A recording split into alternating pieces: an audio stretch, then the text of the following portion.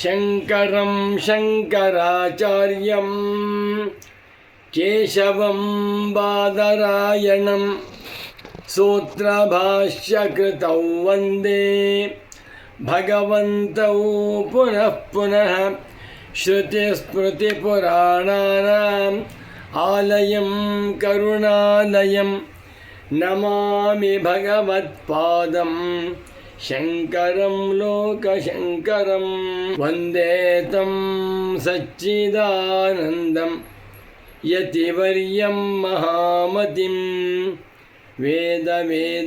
ವೇದಾಂತಸಾರಜ್ಞಂ ಸದ್ಗುರುಂ ಪ್ರಣತೋಸ್ಮ್ಯಹಂ ಶ್ರೀಗುರುಂ ಪ್ರಣತೋಸ್ಮ್ಯಹಂ ಸದಾಹಂ ಸಂಪ್ರದಾಯಜ್ಞಂ ಸಂಯಮೀಂದ್ರಂ ಸದಾಶ್ರಯಂ ಸದ್ಗುರುಂ ಸಚ್ಚಿದಾನಂದಂ ಸದಾಚಾರಂ ಸಮಾಶ್ರಯೇ ಶ್ರೀಮಚ್ಛಂಕರ ಭಗವತ್ಪೂಜ್ಯ ಪಾದಮಹಾಸದ್ಗುರುಭ್ಯೋ ನಮಃ. ಶ್ರೀ ಶ್ರೀ ಸಚ್ಚಿದಾನಂದೇಂದ್ರ ಸರಸ್ವತೀ ಸದ್ಗುರುಪಾದುಕಾಭ್ಯಾಂ ನಮಃ. ನಮೋ ನಮಃ ಶಂಕರ ಪಾದುಕಾಭ್ಯಾಂ. ಶಂಕರ ಭಾನು ಚಾನಲ್ ವೀಕ್ಷಕರು, ಶಂಕರರ ಭಕ್ತರು, ತತ್ವಜಿಜ್ಞಾಸು ಮುಮುಕ್ಷ ಸಾಧಕರು ಆಗಿರುವ ತಮ್ಮೆಲ್ಲರಿಗೂ ಶಂಕರ ಭಾನು ಚಾನಲ್ ಕಾರ್ಯಕ್ರಮಕ್ಕೆ ಹೃತ್ಪೂರ್ವಕವಾದ ಸ್ವಾಗತಗಳನ್ನು ಕೋರುತ್ತಾ, ಇಂದು ಸುರೇಶ್ವರಾಚಾರ್ಯರವರ ಒಂದು ಗ್ರಂಥ ಸಂಬಂಧ ವಾರ್ತಿಕ ತುಂಬ ಚೆನ್ನಾಗಿದೆ. ಸುಮಾರು 1143 ಶ್ಲೋಕಗಳಿಂದ ಕೂಡಿರುವಂಥ ವೇದಾಂತ ಉದ್ಗ್ರಂಥ ಸಂಬಂಧ ವಾರ್ತಿಕ. ಅದರಿಂದ ಒಂದು ಶ್ಲೋಕವನ್ನು ಆರಿಸಿಕೊಂಡು ವಿಚಾರವನ್ನು ಮಾಡೋಣ. ಇದು ಸುರೇಶ್ವರಾಚಾರ್ಯರ ವಾಕ್ಯ. ಐಕಾತ್ಮ್ಯ ವಿಷಯಾದನ್ಯಃ ವೇದಾಂತವಚಸಾಂ ಯತಃ ಲಭ್ಯತೆ ವಿಷಯಃ ಕಶ್ಚಿತ್ ತದ್ಧೀಸ್ತಸ್ಮಾತ್ ತಮೋಪನುತೆ. ಸುರೇಶ್ವರಾಚಾರ್ಯರ ಶ್ಲೋಕಗಳು ತುಂಬ ಗಂಭೀರವಾಗಿವೆ. ಅವು ಶಾಸ್ತ್ರೀಯವಾಗಿವೆ, ವಿದ್ವತ್ತಾಪೂರ್ಣವಾಗಿವೆ ಮತ್ತು ಸಾರ್ಥಕವಾಗಿರುವಂಥ ವಾಕ್ಯ. ಮತ್ತೊಮ್ಮೆ ಶ್ಲೋಕವನ್ನು ಓದಿ ಅರ್ಥವನ್ನು ಹೇಳ್ತೇನೆ. ಐಕಾತ್ಮ್ಯ ವಿಷಯಾದನ್ಯಃ ವೇದಾಂತವಚಸಾಂ ಯತಃ ಲಭ್ಯತೆ ವಿಷಯಃ ಕಶ್ಚಿತ್ ತದ್ಧೀಸ್ತಸ್ಮಾತ್ ತಮೋಪನುತೆ. ಸಂಬಂಧ ವಾರ್ತಿಕ.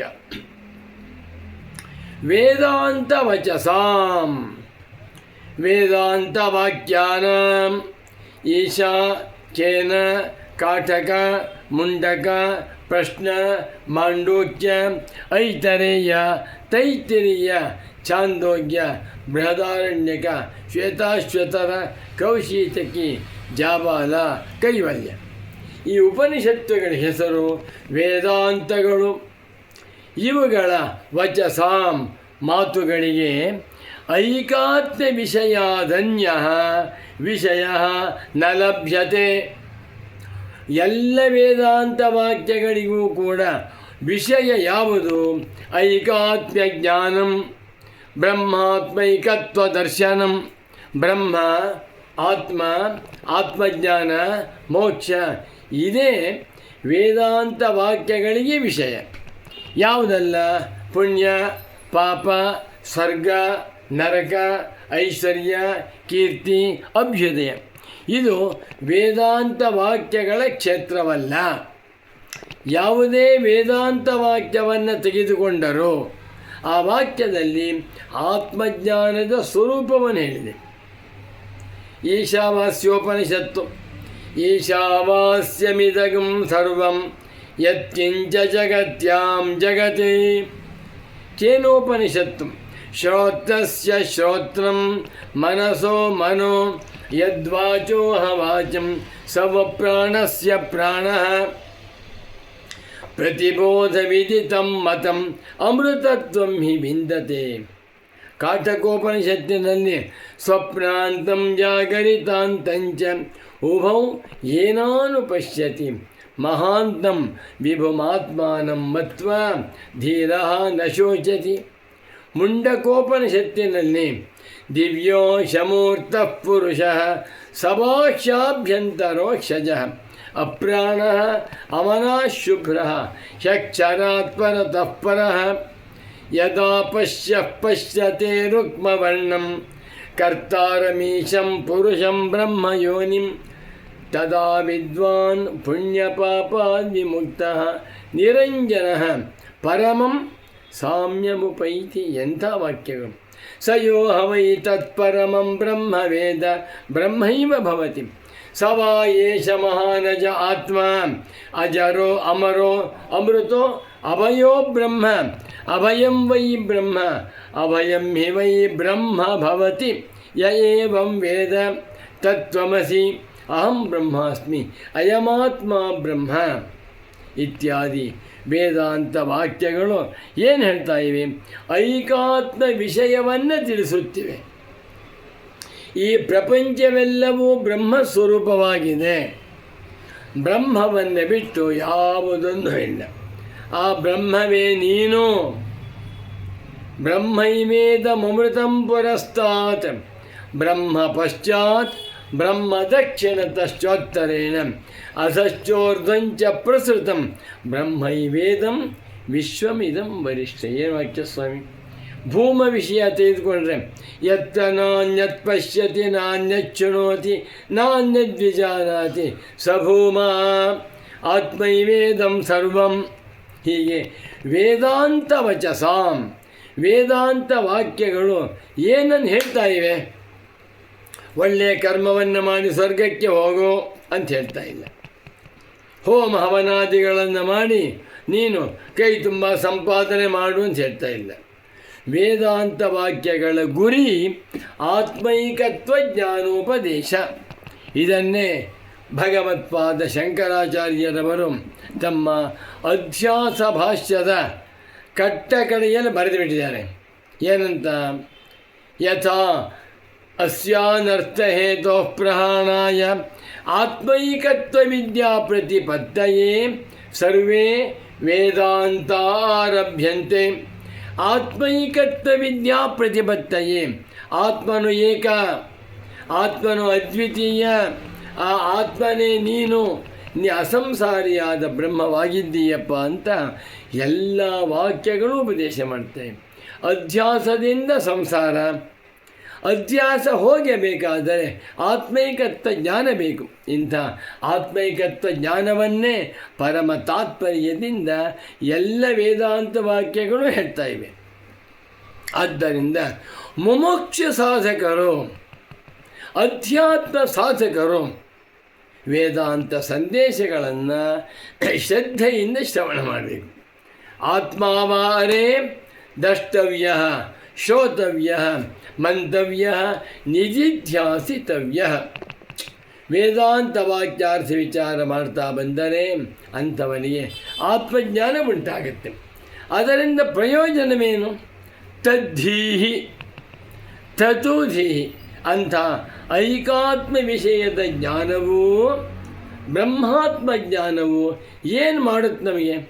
ನನಗೆ ಬ್ರಹ್ಮಾತ್ಮ ಜ್ಞಾನ ಉಂಟಾಯಿತು, ಅಹಂ ಬ್ರಹ್ಮಾಸ್ಮಿ ಅಂತ ತಿಳ್ಕೊಂಡೆ, ನಾನು ಕೋಟಿ ಕೋಟಿ ಐಶ್ವರ್ಯ ಬರುತ್ತಾ? ಇಲ್ಲ. ನಾನೇ ಬ್ರಹ್ಮ ಅಂತ ತಿಳ್ಕೊಂಡೆ, ನಾನು ವಿಶ್ವವಿಖ್ಯಾತನಾಗ್ತೀನಾ? ಇಲ್ಲ. ನಾನೇ ಬ್ರಹ್ಮ ಅಂತ ತಿಳ್ಕೊಂಡೆ, 120 ವರ್ಷ ಬದುಕ್ತೇನಾ? ಇಲ್ಲ. ಅದು ಸಂಬಂಧ ಏನು? ಐಕಾತ್ಮ ಜ್ಞಾನವನ್ನು ಪಡೆದುಕೊಂಡರೆ ಅದರಿಂದ ಆಗುವ ಫಲವೇನು ಗೊತ್ತೇ? ತಮೋಪನುತ್ ತಮಃ ಅಪನುತ್.